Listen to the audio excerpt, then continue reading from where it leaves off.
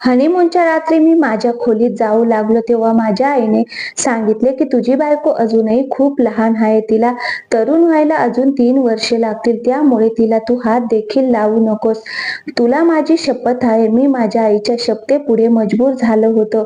माझी बायको अल्पवयीन होती, परंतु मी तिच्यापासून लांब राहू शकत नव्हतो. एके दिवशी झोपेमध्ये ती माझ्या खूपच जवळ आली आणि मग माणूस जगातली प्रत्येक फसवणूक सहन करू शकतो आणि कदाचित तो ती फसवणूक विसरून देखील जातो, परंतु आपल्या स्वतःच्या लोकांची चाल आणि फसवणूक आपल्याला पूर्ण आयुष्य लक्षात राहते. खास करून तेव्हा तुम्ही स्वतःच्या लोकांना खूप मान देत असता, त्यांना स्वतःच मानत असता, त्यांच्यावर स्वतःपेक्षा जास्त विश्वास ठेवत असाल, परंतु ते त्या नात्यांच्या आड तुमचा वापर करत असतात, तुमची फसवणूक करत असतात आणि जेव्हा सत्य तुमच्या समोर येतं तेव्हा तुम्हाला खूप जास्त वाईट वाटतं आणि हे दुःख पूर्ण आयुष्यभर आपल्या मनात राहतं. माझ्या देखील आयुष्यात मला माझ्या स्वतःच्या माणसांपासून अशीच फसवणूक मिळाली होती, जी फसवणूक मला आठवल्यावर मी अगदी दुःखात बुडून जायचो. आज घरी आलो तेव्हा मी पहिल्यांदा तर माझ्या आईजवळ जाऊन तिला नमस्कार केला. माझी सवय होती की जेव्हा मी घरी यायचो तेव्हा मी सर्वात पहिले माझ्या आईजवळ जायचो, तिला नमस्कार करायचो. माझ्या आईने माझे लाड करत मला तिच्यासोबत बसवलं आणि माझी चौकशी करू लागली. बोलण्या बोलण्यात तिने मला सल्ला द्यायला सुरुवात केली. जे सल्ले मला ती रोजच द्यायची.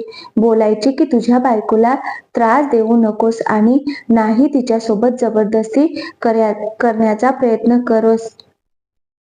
बेटा, अजूनही ती निरागस आहे, अल्पवयीन आहे. या नात्याला समजण्यासाठी तिला थोडा वेळ पाहिजे. बाकी तू स्वतः खूप समजूतदार आहेस. तुला समजतंय की मला नक्की काय बोलायचं आहे. हे बघ, ती अजून लहान आहे, त्यामुळे या नात्याचं ते दुःख कदाचित ती सहन करू शकणार नाही. आईचं बोलणं ऐकून मी शांत झालो. रोजच्या रोज तेच बोलणं ऐकून मी आता माझी मान शरमेने खाली घालायचो. मी एक तरुण पुरुष होतो. मला सर्व काही माहिती होतं. माहित नाही माझ्या आईला माझ्याकडून काय अपेक्षा होती. माहित नाही तिला काय पाहिजे होतं, जे मला आजपर्यंत समजलं नव्हतं. पहिल्यांदा तर तिने स्वतःहूनच माझं लग्न एका अल्पवयीन मुलीसोबत लावून दिलं. जेव्हापासून लग्न झालं होतं तेव्हापासून रोजच्या रोज माझी आई मला एकच सल्ला द्यायची की माझ्या बायकोच्या जवळ जाऊ नकोस, तिच्यासोबत कसलेच संबंध निर्माण करू नकोस, तिला थोडा वेळ दे. जेव्हा ती पूर्णपणे तरुण होईल तेव्हा तिच्यासोबत तुमचं वैवाहिक जीवन सुरू कर, परंतु सध्या तरी ती हे नातं निभावण्यासाठी खूप लहान आहे. मला माझ्या आईचं ते बोलणं खूपच विचित्र वाटायचं. ज्या मुलीचं लग्न झालं होतं तिच्या घरातल्यांनी तिची पाठवणी देखील केली होती. माझी आई तिला इतकी निरागस समजत होती, जणू काय ती काही वर्षांचीच मुलगी आहे. मी रोजच्या प्रमाणे मान खाली घालून बसून राहिलो आणि मग थोड्या वेळानंतर माझ्या खोलीत आलो तेव्हा माझी बायको मान खाली घालून खोलीतून बाहेर निघून गेली. मला खूपच विचित्र वाटू लागलं. माझं तिच्यासोबत नैतिक संबंध होते. मी तिचा नवरा होतो. तिच्यासाठी कोणीच परपुरुष नव्हतो, परंतु ती नेहमीच माझ्यापासून घाबरून राहायची. जसा मी खोलीत यायचो ती खोलीतून बाहेर निघून जायची. हा, मला मान्य आहे की ती अल्पवयीन होती, परंतु इतकी देखील अल्पवयीन नव्हती की ती माझ्या समोर बसून 2-4 शब्द प्रेमाने बोलू शकणार नाही. जो वेळ विवाहित आयुष्यासाठी पाहिजे होता तो वेळ देखील मी तिला द्यायला तयार होतो, परंतु ती तर माझ्यासोबत बोलत देखील नव्हती. माझी बायको, तिचं नाव शीतल होतं. तिचं वय 15 वर्ष होतं आणि माझं वय 25 वर्ष आहे. मला माहिती आहे की ती कमी वयाची होती, परंतु मी एक अडाणी नव्हतो की जिला त्रास देऊन तिच्यासोबत संबंध निर्माण करेन. मला आता माझ्या आईवरच राग येऊ लागला. हे सर्व माझ्या आईमुळेच झालं होतं. तिच्या त्या रोजच्या रोज सल्ल्यामुळे माझ्या बायकोचं डोकं देखील खराब केलं होतं आणि त्या सल्ल्यामुळे ती नेहमी स्वतःला माझ्यापासून लपवून ठेवायची. कधी कधी मला वाटायचं खरंच शीतल खूपच निरागस मुलगी आहे, जिला याबद्दल काहीच माहिती नाही. त्यामुळे मी देखील तिला त्रास देण्याचा प्रयत्न कधीच केला नाही. ती मला खूप घाबरायची देखील. खरं तर ती माझी बायको होती. माझा तिच्यावर पूर्ण अधिकार होता. आम्ही एकाच खोलीत झोपत होतो आणि माझ्या बायकोला स्वतःच्या इतक्या जवळ पाहून मला कधी कधी रात्री झोप देखील लागायची नाही. परंतु मी माझ्या आईच्या शपथेपुढे मजबूर होतो. मी तिला हात देखील लावू शकत नव्हतो. माझ्या आईच्या म्हणण्यानुसार कमीत कमी वयात माझ्या बायकोला अजून 5 वर्षाचा वेळ द्यायचा होता. जोपर्यंत ती 20 वर्षाची होणार नव्हती, तोपर्यंत मी तिच्यासोबत कोणतेच शारीरिक संबंध निर्माण करू शकत नव्हतो. परंतु एक गोष्ट मला समजत नव्हती. जेव्हा मी तिच्यासोबत कसलेच संबंध निर्माण करू शकत नव्हतो, तर मग माझ्या आईने तिच्यासोबत माझं लग्न का लावून दिलं? काही वर्ष अजून वाट पाहिली असती आणि मग त्यानंतर लग्न केलं असतं तरी देखील चाललं असतं. मला आठवतंय की लग्नाच्या पहिल्या रात्री देखील अशाच प्रकारे माझ्या आईने मला तिच्या खोलीत बोलावलं. जेव्हा मी माझ्या आईच्या खोलीत गेलो तेव्हा तिने मला तिच्या जवळ बसवलं. मला बायकोला देण्यासाठी सोन्याची अंगठी दाखवत बोलू लागली की ही पहिल्या रात्रीसाठी तुझ्या बायकोला घेतली आहे, परंतु सध्या मी तुला ही देणार नाही. ही माझ्याकडे सांभाळून ठेवेन. तुझी बायको अजूनही खूप लहान मुलगी आहे. तिला थोडा वेळ द्यायला पाहिजे, जेणेकरून ती मानसिक दृष्ट्या या नात्यासाठी तयार होईल. तेव्हा मी हैराणीने माझ्या आईकडे पाहिलं होतं. माझं लग्न माझ्या आईच्या मर्जीने झालं होतं आणि आजच्या रात्रीसाठी माहित नाही मी किती स्वप्न पाहिली होते. माझं मन किती बेचैन होतं. माझ्या बायकोच्या सोबतीसाठी मी अगदी बेचैन होतो आणि माझ्या आईने माझे सगळे स्वप्न तोडून टाकले होते. माझ्या चेहऱ्यावर थोडा उदासपणा पाहून माझी आई मला समजावू लागली की काळजी करू नकोस, फक्त काहीच वेळेची तर गोष्ट आहे. जेव्हा ती पूर्णपणे या नात्याला समजू लागेल आणि मोठी होईल तेव्हा तू तुझ्या वैवाहिक जीवनाला सुरुवात कर. जेव्हा ती तरुण होईल तेव्हा तू तिला स्वीकार. तेव्हा काहीच प्रॉब्लेम नसेल. परंतु सध्या तरी तिच्यासोबत कसलेच संबंध ठेवू नकोस. जर काही वाईट साईट घडलं तर आपण समाजाला काय तोंड दाखवणार? मी माझ्या आईच्या त्या बोलण्यावर अगदी हैराण झालो होतो. मी तिच्या तरुण मुलाचे लग्न करून कसं चित्र विचित्र बोलत होती. मी एक तरुण पुरुष होतो. माझ्या देखील काही भावना होत्या. मी कसं स्वतःवर ताबा ठेवू शकत होतो? मी नाराज होऊन माझ्या आईकडे पाहिलं. जर माझी बायको अजूनही लहान आहे आणि अजूनही मानसिक दृष्ट्या या नात्यासाठी तयार नाही, मग अशा मुलीला माझ्या आयुष्यात का आणलं? या जगातील मुली संपल्या होत्या का? मला खूप राग आला होता. माझं लग्नाचं वय होतं. मी एक तरुण पुरुष होतो. एखादा नासमंजस मुलगा नव्हतो की बायको मोठी कधी होईल याची वाट पाहत राहीन आणि तिला असा वेळ देईन. माझ्या बोलण्यावर माझी आई नजर चोरत बोलू लागली. माझी मजबुरी होती. लग्न खूपच घाई गडबडीत करावं लागलं. मुलगी खूपच प्रेमळ आणि निरागस आहे, परंतु अनाथ आहे. तिचे भाऊ लवकरात लवकर तिच्यापासून सुटका मिळवू इच्छित होते. त्यामुळेच तिच्यासाठी एका विवाहित म्हाताऱ्याचं स्थळ बघत होते. ती माझ्या मैत्रिणीची मुलगी आहे. आता मी तिला असं वाऱ्यावर तर सोडू शकत नव्हते. जर मी तिचं लग्न तुझ्यासोबत लावून दिलं नसतं तर माहित नाही तिच्या भावाने कुठे हिचं नशीब खराब केलं असतं. त्यामुळेच हिचं आयुष्य खराब होऊ नये म्हणून मी हिचं तुझ्यासोबत लग्न लावून दिलं. हे सत्य ऐकून मी शांत झालो. माझी आई प्रेमाने बोलू लागली की मी आशा करते की तू माझं बोलणं ऐकशील आणि तुझ्या बायकोला आता काहीच बोलू नकोस. तिच्यापासून अंतर ठेवूनच वाग. ती अजूनही खूपच घाबरलेली आहे. माझ्या आईच्या त्या बोलण्यावर मला राग तर खूप आला होता, परंतु मी ते सर्व सहन केलं होतं. मला वाटू लागलं जणू काय मी एका लहानशा मुलीसोबत लग्न करून तिला घेऊन आलो आहे. परंतु जेव्हा खोलीत जाऊन माझ्या बायकोला पाहिलं तेव्हा ती अल्पवयीन नक्कीच नव्हती, परंतु तरुण होती. तिचं सौंदर्य मला तिच्याकडे ओढत होतं. दिसायला खूपच सुंदर मुलगी होती. तिला पाहून माझं मन बेईमान झालं होतं. अल्पवयीन असून देखील तिची शरीरयष्टी वाखण्याजोगी होती, त्यामुळेच ती मला अगदी व्यवस्थित शोभत होती. मी माझ्या आईच्या त्या बोलण्यामुळे खूप मुश्किलीने स्वतःवर नियंत्रण ठेवलं होतं, नाहीतर शीतलचं सौंदर्य तर मला दिवाना करत होतं.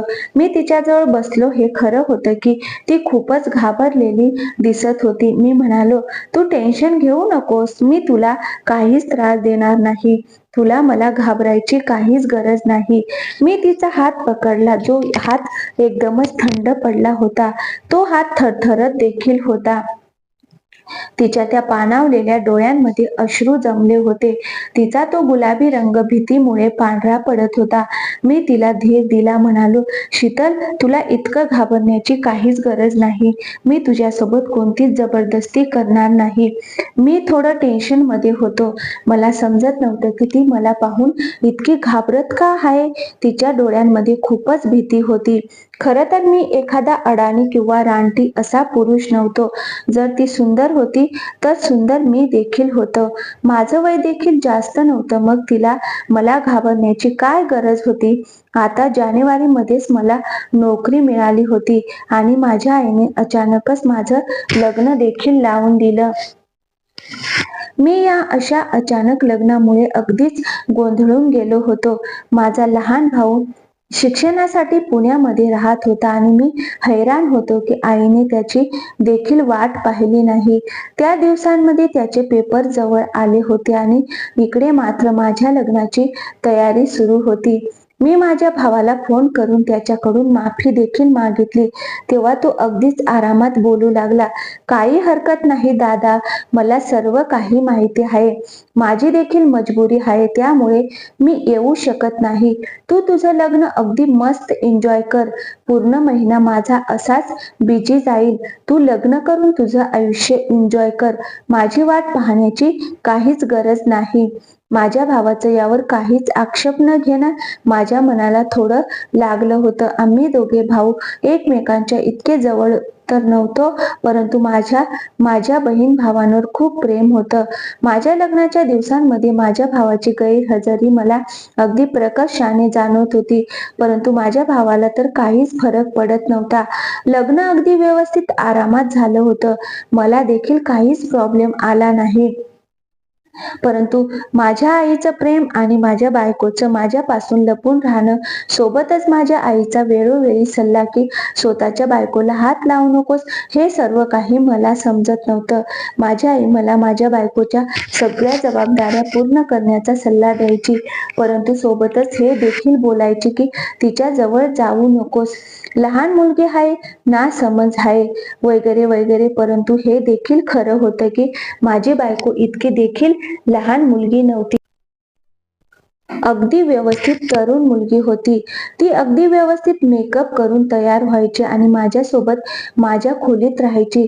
स्वतःच्या माहेरी देखील जायची, स्वतःच्या मैत्रिणीच्या घरी देखील जायची, परंतु फक्त माझा हक्क मला देत नव्हती. मी फक्त माझ्या बायकोला अगदी नजर भरून पाहायचो. माझ्या डोक्यामध्ये नेहमीच माझ्या आईचे सल्ले फिरायचे, त्यामुळेच मी थोडा चिडचिडा झालो होतो. हे तर अगदी स्पष्ट होतं की मी देखील तरुण होतो आणि माझ्या भावना मला शांतता लाभू देत नव्हत्या. माझी बायको माझ्याच बेडवर एका साईडला झोपायची. रात्रभर मला झोप लागायची नाही. मन करायचं की सर्व काही विसरून मी तिला मिठी मारावी. मी माझ्या आईचं बोलणं टाळू देखील शकत नव्हतो. जर तिला समजलं असतं तर माझी इज्जत तिच्या नजरेमध्ये काय राहिली असती, हाच विचार करून मी स्वतःला थांबवायचो. हे एक असं लग्न होतं ज्यामध्ये मला स्वतःच्या बायकोपासूनच दुरावा ठेवावा लागत होता. ऑफिसमध्ये देखील माझं मन लागत नव्हतं. फक्त मला माझ्या आयुष्यात शांतता पाहिजे होती. माझी इच्छा असायची की जेव्हा मी थकून घरी येईल तेव्हा माझी बायको हसून माझ्या समोर येईल. जेव्हा रात्री थकून झोपण्यासाठी अंथरुणावर पडेन तेव्हा तिच्या मिठीत माझा सगळा थकवा विसरून जाईन. माझं मन करायचं जेव्हा ती तयार होईल तेव्हा मी तिची स्तुती करावी, तिच्यासाठी गजरे आणावे, बांगड्या आणाव्यात. परंतु इथे आम्हा दोघांमध्ये असं कोणतंच नातं नव्हतं. जर मी चुकून माझ्या बायकोसाठी एखादा गिफ्ट घेऊन आलो किंवा तिची तारीफ केली तर ती अशी घाबरून जायची जणू काय मी खूप मोठा गुन्हा केला आहे. तिच्या सुंदर चेहऱ्यावर भीती पसरायची आणि ती लगेचच माझ्या जवळून पळून जायची. मला या सगळ्यांनी खूप वाईट वाटायचं. शेवटी थकून मी शीतलला तिच्या अवस्थेवर सोडून दिलं. परंतु मी माझी इच्छा असून देखील हे सगळं दुर्लक्षित करू शकत नव्हतो. आम्ही एकाच खोलीत राहत होतो, एकाच बेडवर झोपत होतो. माझ्यासाठी हे सर्व खूप कठीण होतं. शीतल एक अशी मुलगी होती जिला पाहून चांगल्या चांगल्या मुलांची मन भावनेने अगदी उफाळून जातील. आणि मी तर तिचा नवरा होतो. ती सुंदर नाजूक मुलगी होती आणि जेव्हा तयार होऊन उभी असायची तेव्हा माझी नजर तिच्यावरून हटायचीच नाही. माझ्या नजरेला माझ्या आईने देखील ओळखलं होतं आणि मला एकांतात बोलायची, हे काय तुझं बघणं आहे? मी पाहते तू शीतलकडे जरा जास्तच प्रेमाने पाहत असतोस. तू माझा सल्ला विसरलास का? आईचं ते बोलणं ऐकून मला स्वतःचीच खूप लाज वाटायची. माझ्या आईमध्ये माझा जीव होता. मी तिला काहीच बोलू शकत नव्हतो की जर तुला शीतलपासून मला वेगळंच ठेवायचं होतं तर माझं लग्न का लावून दिलं? आणि जेव्हा वेगळंच राहायचं आहे मग तू हिला तुझ्या खोलीत झोपवत जा. माझ्या खोलीमध्ये पाठवू नकोस. मला स्वतःवर ताबा मिळवणं खूप कठीण जातं. माझी आई देखील अगदी मला वेळोवेळी सल्ले देत राहायची. ना मी तिला पाहू शकत होतो आणि नाही मी तिला स्पर्श करू शकत होतो. जेव्हा मी ऑफिसवरून थकून घरी यायचो तेव्हा ती किचनमध्ये कामात असायची आणि जेव्हा जेवण करून मी खोलीत जायचो तेव्हा तिची एक झलक पाहण्यासाठी मी तासनतास वाट पाहायचो. परंतु ती खोलीत यायची नाही. शेवटी तर तिची वाट पाहता पाहता झोपायचो. जेव्हा मी झोपायचो तेव्हा ती शांतपणे येऊन बेडच्या कोपऱ्यात येऊन झोपून जायची. आयुष्य असंच अगदी बोरिंग चालू होतं. एके दिवशी मला स्वतःवर कंट्रोल राहिला नाही. झोपेत माझा हात तिच्या छातीला जाऊन लागला. माझ्या भावना अगदीच उफाळून आल्या. माझ्या हृदयाची धडधड देखील खूपच वाढली होती. स्वतःवर ताबा मिळवणं माझ्यासाठी खूपच कठीण जात होतं. अचानकच मी तिला ओढून माझ्या मिठीत घेतलं आणि तिला स्पर्श केला होता.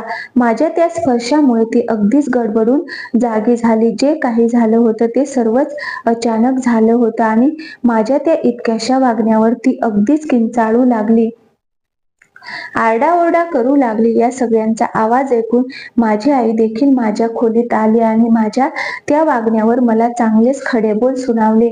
बोलू लागली, तुला लाज वाटत नाही का? मी तुला किती वेळा समजावलं आहे की ती अजून लहान मुलगी आहे. तिला थोडा वेळ दे. परंतु तुला तर तुझं तरुणपण सांभाळता येत नाही. या वेळेला मला देखील खूप राग आला.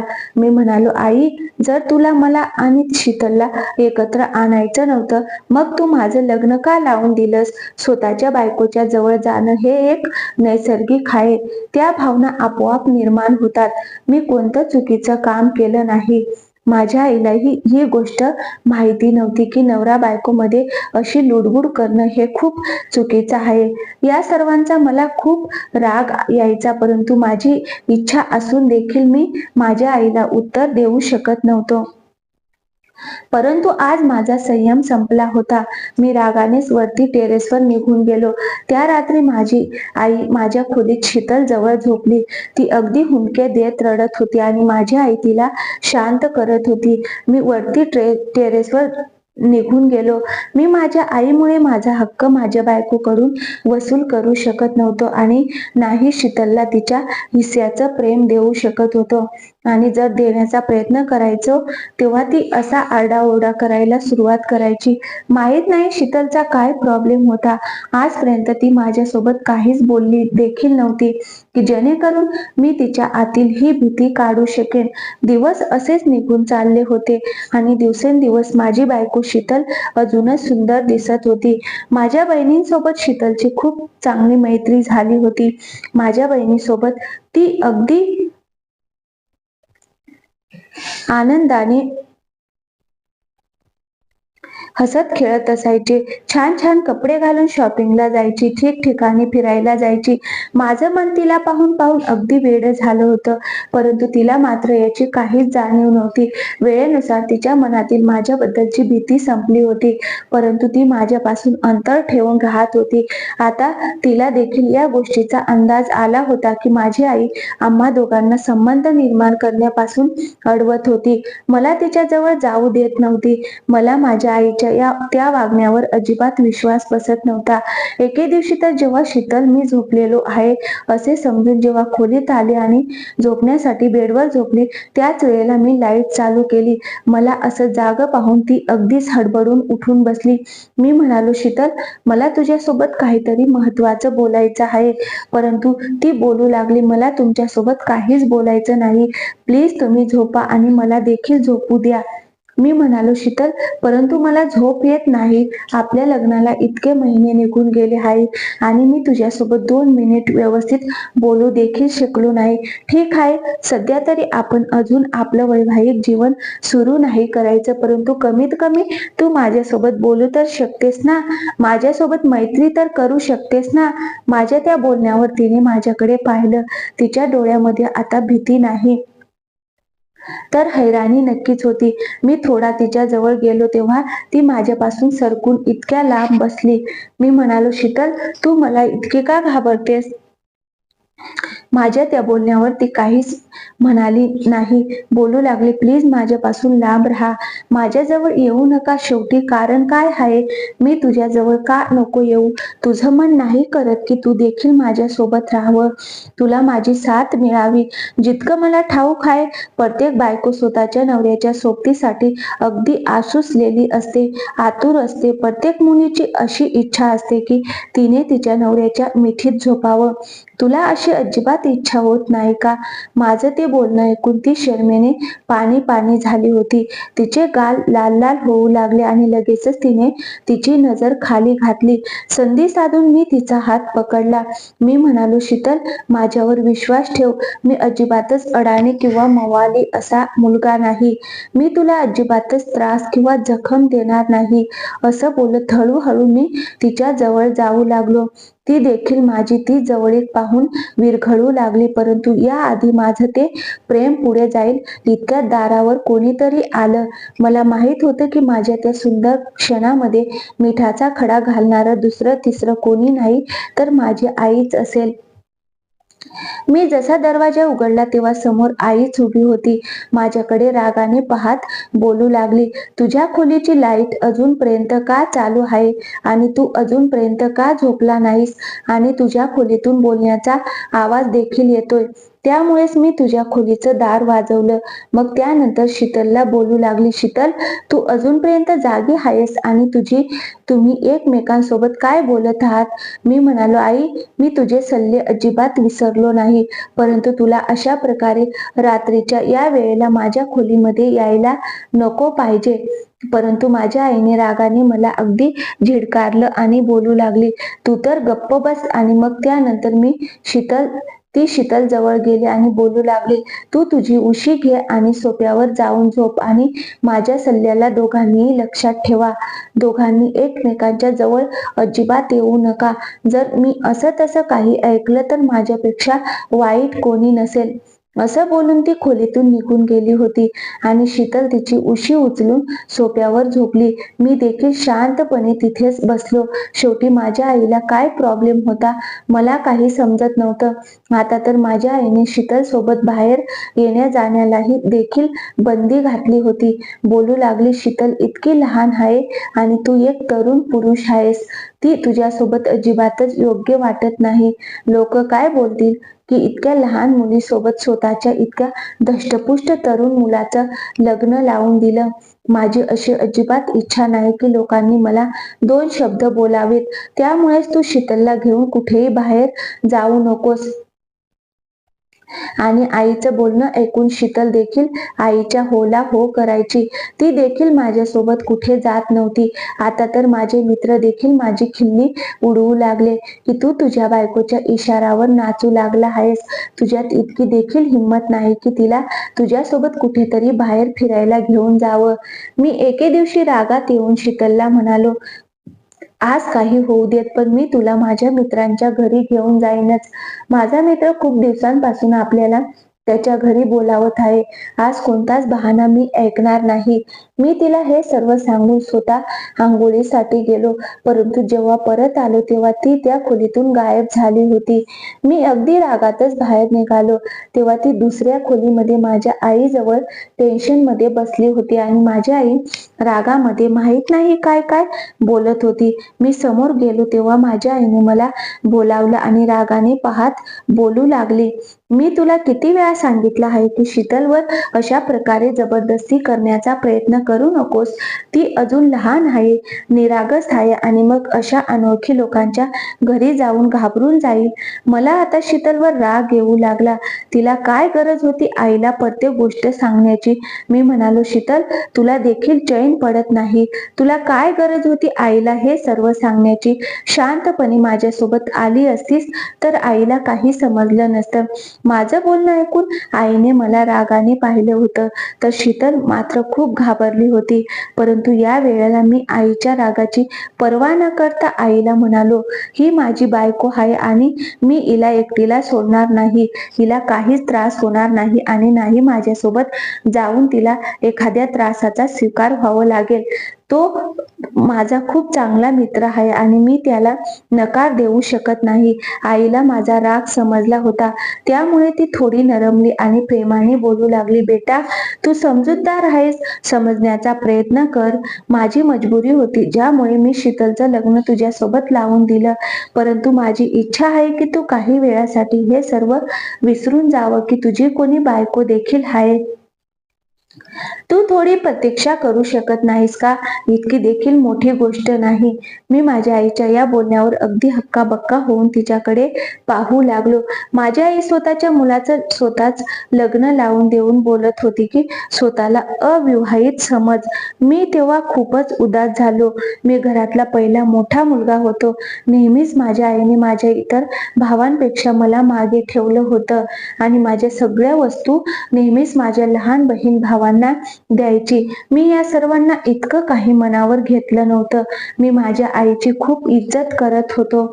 माझ्या बहीण भावांमध्ये मीच सर्वात जास्त माझ्या आईचं बोलणं ऐकायचो, तिला इज्जत द्यायचो. परंतु माझी आई मला इज्जत आणि प्रेम देण्याऐवजी इतर मुलांना लाड करायची, त्यांना जास्त प्राधान्य द्यायची. लग्नाच्या आधीपर्यंत तरी मला या गोष्टी इतक्या काही जाणवल्या नाहीत आणि नेहमीच हा विचार करायचो, कदाचित माझ्या आईचा स्वभावच असा आहे, त्यामुळेच मला त्याचा विचार करायला नाही पाहिजे. परंतु लग्नानंतर माझ्या आईचं वागणं माझ्यासोबत बदलू लागलं. मी त्यावेळेला देखील शांतपणे, उदासपणे माझ्या आईला पाहू लागलो की मी अजिबातच अधीरपणा दाखवला नाही किंवा मी माझ्या बायकोला समजावण्याचा प्रयत्न केला नाही की ती माझ्यासोबत जितका वेळ राहील तितक्या लवकर तिची भीती देखील संपून जाईल, जेणेकरून आमच्या वैवाहिक नात्याची सुरुवात खूप लवकर होईल. मी आईला म्हणालो, मी मान्य देखील करेन की माझी बायको नाही, परंतु माझे मित्र ही गोष्ट विसरणार नाहीत की माझे लग्न झाले आहे. त्यांनी मला आणि शीतलला त्यांच्या घरी जेवणासाठी निमंत्रण दिलं आहे आणि मी सारखं नकार देऊन वैतागलो आहे. आदित्य माझा खूप चांगला मित्र आहे, आता तर तो माझ्यावर नाराज होऊ लागला आहे. त्याला वाटलं की मी जाणून बुजून शीतलला त्याच्या घरी घेऊन जाऊ इच्छित नाही. जर मी हिला त्याच्या घरी घेऊन गेलो तर काय प्रॉब्लेम आहे? मी तिचा नवरा आहे, तिला काही त्रास होऊ देणार नाही आणि भलेही माझ्यापासून तिला काय धोका असणार आहे. मी हैराण होतो की माझी आई इतक्या छोट्याशा गोष्टीवरून राईचा पर्वत का करत होती. पहिले तर मला देखील असंच वाटलं की अल्पवयीन असल्यामुळे माझी आई बोलायची, परंतु आता माझ्या आईचं असं बोलणं माझ्या मनाला लागत होतं. मी रागातच माझ्या खोलीत गेलो. मला खूप वाईट वाटत होतं. मी माझ्या वडिलांना मी खूप लहान असतानाच गमावलं होतं, परंतु माझ्या कुटुंबातील जमीन जुमला संपत्ती यामुळे आम्हाला कधीच आर्थिक टंचाई जाणवली नाही. माझ्या वडिलांचा मी सर्वात लाडका मुलगा होतो, परंतु वडिलांच्या मृत्यूनंतर एकटा राहू लागलो. जेव्हा वडिलांचा मृत्यू झाला त्यावेळेला मी फक्त 7 वर्षाचा होतो.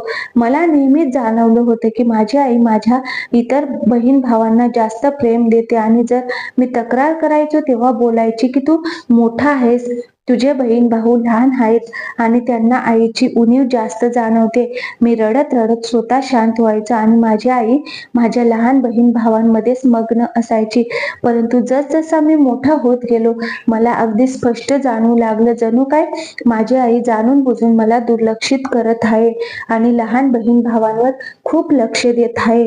लहानपणी माझा रंग देखील ठीक-ठाक होता, परंतु माझी आई मात्र अगदी गोरीपान होती. जसजसा मी मोठा होत गेलो माझी तब्येत आणि रंग देखील उजळत गेला. मी खूपच हँडसम आणि सुंदर तरुण होतो. मी अगदीच माझ्या वडिलांवर गेलो होतो, परंतु माझे बाकीचे बहीण भाऊ माझ्या आईप्रमाणे अगदीच गोरेपान होते. खरं तर जेव्हा कोणी मला पाहायचं तेव्हा मला देखील सुंदर बोलायचे, परंतु माझ्या बहीण भावांसमोर माझा रंग थोडा फिका पडायचा आणि याचमुळे मी एकलकोंडा होत गेलो आणि वेगळा राहू लागलो. माझं कोण त्याचं बहीण भावासोबत पटत नव्हतं. मला वाटू लागलं माझ्या आईला देखील मी आवडत नाही. मी गावातच राहून माझं शिक्षण घेतलं तर माझ्या भावाला मात्र लहान असतानाच शिक्षणासाठी पुण्याला पाठवलं होतं. हा देखील अन्याय मला जाणवला होता. परंतु माझ्या आईने मला प्रेमाने समजावले की तू मोठा आहेस, घराला तुझी गरज आहे, तुझ्या बहिणी लहान आहेत, घरामध्ये पुरुषाचा असणं गरजेचं आहे. तो लहान आहे, त्याच्यावर कोणतीच जबाबदारी नाही, त्यामुळे त्याला बाहेर पाठवलं. मी देखील हाच विचार करून शांत झालो की मी मोठा आहे आणि घराची जबाबदारी माझ्यावर आहे. परंतु आईचं वागणं दिवसेंदिवस खराब होत गेलं. लग्नाच्या नंतर तर माझी आई चित्रविचित्र काहीतरी करू लागली. मला शीतलवर देखील खूप राग यायचा. मी तिचा नवरा होतो आणि याचमुळे ती माझ्या घरात होती, परंतु नेहमीच माझ्या आईच्या पदराखाली असायची. एका मित्राच्या घरी फक्त जेवणासाठी जायचं, यावर इतका तमाशा झाला त्यामुळे तर मी अगदी विचारात पडलो होतो. मी रागानेच घराच्या बाहेर निघालो आणि माझ्या मित्राच्या घरी गेलो. माझा मित्र हैराण होऊ लागला. बोलू लागला, वहिनीला का नाही घेऊन आलास? आम्ही तर सगळी तयारी केली आहे. मला खूपच लाज वाटत होती. मी त्याला म्हणालो की शीतलची तब्येत ठीक नव्हती, त्यामुळेच मी एकटा निघून आलो. माझा मित्र मला हैराण होऊन पाहू लागला. तो मला बसून माझ्यासोबत बोलू लागला. काय झालं मला सांग. पहिल्यांदा तर मी त्याला टाळण्याचा खूप प्रयत्न केला, परंतु त्याला देखील कदाचित माझ्या डोळ्यांमध्ये खरं काय आहे ते समजलं होतं की नक्कीच काही ना काही प्रॉब्लेम आहे. बोलू लागला, काही ना काही प्रॉब्लेम नक्कीच आहे. मला असं वाटतंय की तुझं लग्न नॉर्मल नाही. काही ना काही प्रॉब्लेम चालूच आहेत. तू मला खुश दिसत नाहीस. मी माझ्या मित्राच्या त्या बोलण्यावर मान खाली घालून बसून राहिलो. मी त्याचा बोलणं अजून टाळू शकत नव्हतं. मी खरंच माझ्या लग्नामुळे खुश नव्हतो. हे लग्न माझ्यासाठी आता एक ओझं बनून राहिलं होतं. माझ्या मित्राच्या प्रश्नावर माझ्या आतील राग अगदी उफाळून बाहेर आला. जो राग मी इतक्या दिवसांपासून माझ्या मनामध्ये दाबून ठेवला होता. मी माझ्या आईबद्दल आणि शीतलबद्दल त्याला सर्व काही सांगून टाकलं. आईचा तो अन्याय मला आईपासून दूर करत होता. माझा मित्र देखील हैराण झाला. बोलू लागला, तुझ्या आईचं वागणं अगदीच विचित्र आहे. उलट तुझ्या आईने तर तुझ्या बायकोला समजवायला पाहिजे होतं. उलट तुझी आई तुझ्या बायकोला तुझ्यापासून लांब करत आहे. मी शांतपणे बसून त्यांचं बोलणं ऐकत राहिलो. मी कधीच माझ्या आईबद्दल हे असं ऐकून घेत नव्हतो, परंतु आज मला माझ्या आईवर खूप राग येत होता. माझा मित्र बोलू लागला, मला तर तुझ्या परिस्थितीवर हसू येतंय. तू कसा नवरा आहेस? तू स्वतःच्या बायकोला ताब्यात ठेवू शकत नाहीस. एकाच बेडवर झोपून देखील तू तिला हात देखील लावला नाहीस. मला तर विश्वासच बसत नाही की तू कसं काय इतक्या रात्री तिच्याशिवाय घालवल्या आहेस. तो हसून बोलू लागला, तू स्वतःच बोलतोस की बायको अल्पवयीन आहे आणि स्वतःच्या अल्पवयीन बायकोला सांभाळू शकला नाहीस. मी त्याला म्हणालो की मला काहीतरी सल्ला दे की मी काय करू, जेणेकरून माझी बायको स्वतःहून माझ्या प्रेमासाठी अगदी तडफडेल आणि माझ्या जवळ येईल. माझं बोलणं ऐकून तो विचारात पडला. त्याचं लग्न झालं होतं. मी म्हणालो, काहीतरी असा मार्ग सांग ज्यामुळे शीतल स्वतःहून माझ्यावर प्रेम करू लागेल आणि स्वतः माझ्याजवळ येईल. परंतु तो एक विचित्र सल्ला मला देऊ लागला. मी त्याच्या त्या बोलण्यावर घाबरलो. मी म्हणालो, नाही, मी असं करू शकत नाही. तो बोलू लागला, जर तू घाबरलास तर तुझी बायको असेच नखरे करत राहील. ती एक विवाहित आहे, कोणी लहान मुलगी नाही. तुझ्या आईचं प्रेम तर सांगते की ती पूर्ण आयुष्य तुला असंच तडफडत ठेवेल. मी देखील विचारात पडलो. त्या दिवशी घरी पोहोचलो तेव्हा शीतल खोलीमध्ये झोपली होती. मी तिला पाहू लागलो. आता माझ्या त्या आधीपणावर मी नियंत्रण मिळवू शकत नव्हतो. आमच्या लग्नाला 4 महिने होणार होते. मी तिच्या घरातल्या वाईट प्रसंगांमध्ये वाढलेली साधी मुलगी होती. खोलीच्या त्या मंद प्रकाशात तिचं ते सौंदर्य मला वेड करत होतं. मी लगेचच खोलीतून बाहेर निघालो. आईच्या खोलीत गेलो. आई माझीच वाट पाहत होती. बोलू लागली, कुठे निघून गेला होतास? कधीपासून तुला फोन करते. मी म्हणालो, मित्राकडे गेलो होतो. आई बोलू लागली, उद्या रविवार आहे, त्यामुळेच तुझ्या बहिणींना मावशीच्या घरी जायचं होतं, परंतु तू आला नाहीस. त्यामुळे मी प्रवीणला सांगितलं, जो माझा चुलत भाऊ होता. मी माझ्या मित्राचा बहाणा सांगितला. माझ्या मित्राचा प्लॅन माझ्या डोक्यामध्ये चालू होता. प्लॅन चांगला होता, संधी देखील चांगली होती. घरामध्ये बहिणी देखील नव्हत्या. मी माझ्या आईला विचारलं, तू जेवलीस का? आई बोलू लागली, हो मी जेवली आहे. मला भूक सहन होत नाही आणि तुझी बायको देखील जेवली आणि आता झोपली आहे. तिला झोपण्याची इतकी घाई होती की मला दूध द्यायची देखील विसरून गेली. मी अजूनपर्यंत औषध घेतलं नाही. मी लगेचच उठून उभा राहिलो. मी म्हणालो, मी तुला दूध गरम करून देतो. तू औषध घेऊन आरामात झोप.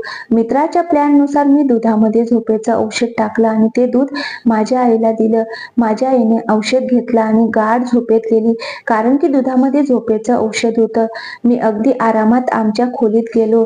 माझ्या उठण्यावरती ती एकदमच घाबरून गेली. नेहमीप्रमाणे घाबरली आणि माझ्यापासून लांब जाऊ लागली. लगेचच आई आई असं ओरडू लागली. मी लगेचच पुढे जाऊन तिच्या तोंडावर हात ठेवला आणि तसही जरी तिने आरडाओरडा केला असता तरी काय फरक पडला असता? काहीच फायदा नव्हता, कारण की माझी आई तर गाढ झोपेत गेली होती. तिचा आवाज ऐकणारं कोणीच नव्हतं. हळूहळू मी तिच्या जवळ जाऊ लागलो. मी म्हणालो, शीतल, तू माझी बायको आहेस. तुला मला घाबरण्याची काहीच गरज नाही. परंतु ती मला जबरदस्तीने स्वतःपासून लांब करू लागली. आज मी शीतलचं काहीच ऐकलं नाही. मी तिच्या थरथरणाऱ्या शरीराला स्वतःच्या मिठीत घेतलं आणि तिला विश्वास दिला की तू माझी बायको आहेस आणि मी तुला कोणतंच नुकसान पोहोचवणार नाही. हळूहळू मी तिला माझ्या प्रेमाची जाणीव करून देत होतो. ती देखील माझ्या मिठीमध्ये हळूहळू विरघळू लागली आणि तिने मला स्वतःला माझ्यापासून सोडवण्याचे प्रयत्न करणं सोडून दिले होते. जसं तिने स्वतःला माझ्या मिठीत सैल सोडलं, मी देखील तिला माझ्या मिठीत अगदी घट्ट पकडलं. त्या रात्री मी तिला तिचा अधिकार दिला होता. आमच्या दोघांमध्ये सर्व काही झालं होतं जे खूप आधी व्हायला पाहिजे होतं. लग्नाच्या 4 महिन्यानंतर आज माझा हनीमून साजरा झाला होता. माझं ते प्रेम मिळाल्यामुळे तिच्या आतील सगळी भीती निघून गेली होती. परंतु जी गोष्ट तिने मला सांगितली त्यामुळे तर माझ्या डोक्यावर आभाळ कोसळलं होतं. मला तेव्हा समजलं की ती मला इतकी का घाबरत होती, माझ्यापासून का लांब पळत होती. मी सकाळी उठलो तेव्हा शीतल शांतपणे बसलेली होती आणि माझी आई अगदी रागाने पाहत होती. मी कोणताच अपराध केला नव्हता, गुन्हा केला नव्हता, परंतु माहित नाही का, तरी देखील मी टेन्शनमध्ये होतो.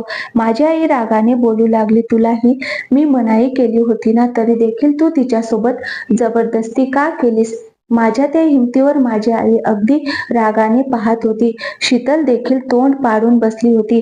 खरं तर रात्री तिचा मूड अगदीच व्यवस्थित होता, परंतु माहित नाही आता माझ्या आईने तिला काय नवीन शिकवलं होतं की तिचे डोळे रडून अक्षरशः सुजले होते आणि आता देखील तिचं तोंड पडलेलं होतं. मी काहीच बोलू शकत नव्हतो. शीतल आईला सांगू लागली की त्यांनी माझ्यासोबत जबरदस्ती केली आहे. मी त्यांना खूप वेळा अडवलं, परंतु मी अडवल्यानंतर देखील ते ऐकले नाहीत. परंतु त्यानंतर माझी आई जे म्हणाली, मी तर हैराण झालो. मी डोळे मोठे करून माझ्या आईला पाहू लागलो की ती काही चुकीचं जर बोलली नाही ना. बोलू लागली, मी तुला सांगते की तू आताच्या आता शीतलला घटस्फोट दे. तू या मुलीसाठी योग्य नाहीस. मी तर अगदी दगडाचा दगड झालो होतो आणि हे ऐकून पहिल्यांदा शीतल देखील घाबरली होती. ती हैराणीने आईकडे पाहू लागलो.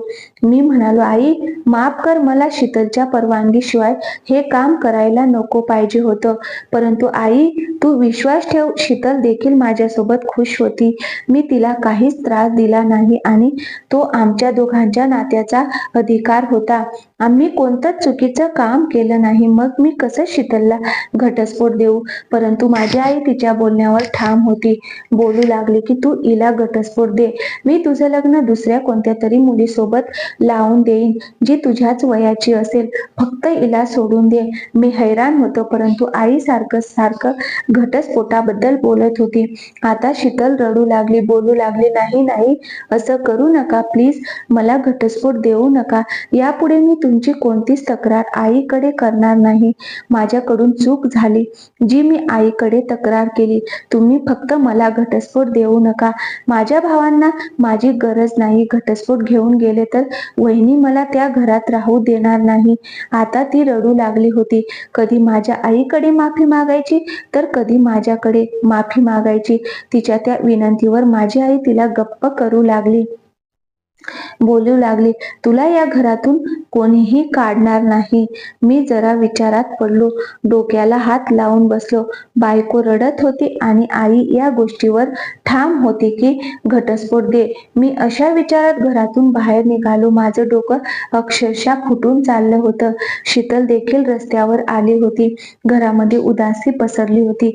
त्यावेळेला मी घाबरलो जेव्हा शीतल तिचं सगळं सामान गोळा करून बाहेर निघाली. मी आईला प्रश्न विचारला तेव्हा ती अगदी आरामात बोलू लागली, आता ती वेगळी राहील, तू तिला घटस्फोट दे. मला राग आला. मी म्हणालो की मी हिला घटस्फोट देणार नाही. माझी बायको आहे आणि मी तिच्यासोबत राहू इच्छितो आणि शीतल देखील माझ्यासोबत राहायचं आहे. तिला माझ्या विरुद्ध काही तक्रार नाही आणि हे सगळं तुझ्या समोर सांगितलं होतं तिने. परंतु माझी आई बोलू लागली, मला समजावू लागली आणि मला घटस्फोट देण्यासाठी हट्ट करू लागली आणि मी देखील सरळ नकार दिला. काही दिवस असेच निघून गेले. माझी आई माझ्याकडे या गोष्टीवरून वाद घालत राहिली आणि माझी बायको माझ्या समोर अजिबात आली नाही. त्या दिवसांमध्ये माझा लहान भाऊ देखील आला. जेव्हा त्यांनी ऐकलं तेव्हा तो देखील मला समजावू लागला की इतक्या लहान मुलीसोबत लग्न केल्यामुळे हाच प्रॉब्लेम होतो. इतक्याच्या छोट्या गोष्टीवर तू इतका मोठा तमाशा का करतोस? घटस्फोट देऊन तिच्यापासून सुटका मिळवून घे. परंतु मी नकार दिला. मी माझ्या भावाला सांगितलं, कदाचित याआधी मी तिला घटस्फोट दिला असता, परंतु आता मी तिला सोडू शकत नाही. आमचं नातं आता मजबूत झालं आहे. मी पाहिलं आहे की तिला स्वतःला देखील घटस्फोट नको आहे. माझी आई तिकडे माझ्यावर नाराज होऊन बसली होती आणि माझा भाऊ मला समजावू लागला की तिला घटस्फोट दे. परंतु मी तिला घटस्फोट देत नव्हतो. माझ्या घरातल्यांनी तिला कैद करून ठेवलं होतं. मला तिला भेटू देखील देत नव्हते. मला माझ्या घरातल्यांचं ते वागणं काही समजतच नव्हतं. कोणीही माझी साथ देत नव्हतं. मला शीतलचं त्या दिवशीचं बोलणं आठवलं की अहो तुम्ही तर खूप चांगले आहात, परंतु तुमची आई तर बोलायची की तुम्ही खूप वाईट माणूस आहात, तुमच्या सोबत राहणं योग्य नाही, तुम्हाला एखाद्या स्त्रीच्या इज्जतीची काहीच पर्वा नाही, तुम्ही माझ्यासोबत जबरदस्ती कराल आणि मला अगदी ओरबाडून खाल, मला नुकसान पोहोचवाल, मला त्रास द्याल. तुमची आई मला हेच सांगायची. त्या रात्री शीतल खूप खुश होती आणि मला सर्व काही सांगत होती. मी हैराण होतो की माझी आई शीतलला माझ्याबद्दल असं का सांगत होती. माझ्या भावाने एकदा टेन्शन मध्ये येऊन सांगितलं की शीतलला घटस्फोट देऊन घराची शांतता पुन्हा परत आण. मी सरळ नकार दिला. तेव्हा माझा भाऊ माझ्या आईसोबतच भांडू लागला आणि सर्व काही खरं खरं बोलत गेला. त्या दिवशी जे सत्य बाहेर आलं त्यामुळे तर माझ्या डोक्यावर आभाळ कोसळलं होतं. हे एक असं सत्य होतं जे माझ्या समोर आलं होतं. याचा अर्थ माझ्या भावाचं शीतलवर प्रेम होतं, परंतु त्याला शिक्षणासाठी तिकडे जावं लागलं. परंतु माझ्या आईला त्या मुलीबद्दल सर्व काही सांगून गेला होता आणि शीतल देखील त्या वेळेला तयार होती. परंतु अचानक माझ्या सासूचा मृत्यू झाला. त्यामुळे तिच्या वहिनी लवकरात लवकर तिचं लग्न करू इच्छित होत्या. माझ्या आईला समजलं तेव्हा ती टेन्शन मध्ये आली. माझ्या आईने नेहमीप्रमाणे माझा वापर केला.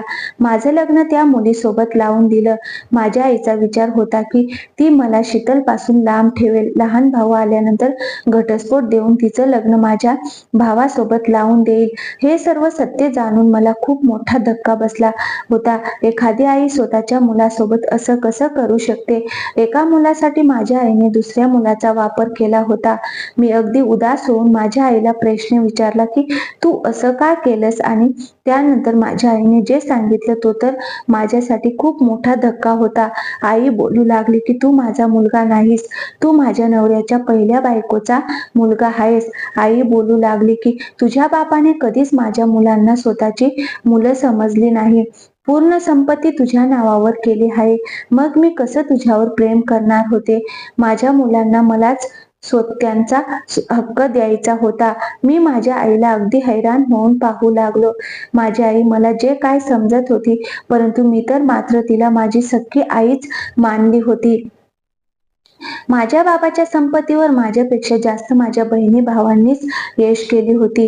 मी एक मिनिट देखील माझ्या आईजवळ थांबलो नाही. शांतपणे उठून माझ्या खोलीत गेलो आणि मी त्या स्वार्थी लोकांचं प्रेम माझ्या मनातून काढून टाकलं. मी शीतल जवळ गेलो. तिला विचारलं, शीतल तू सांग, तुला माझ्याजवळ राहायचं आहे की तुला माझ्या भावाजवळ राहायचं आहे? जर तू म्हणत असशील तर मी तुला घटस्फोट देईन. तेव्हा शीतल बोलू लागली की मला तुमच्या सोबत राहायचं आहे. ती एक निरागस मुलगी होती. तिला फक्त आधार पाहिजे होता.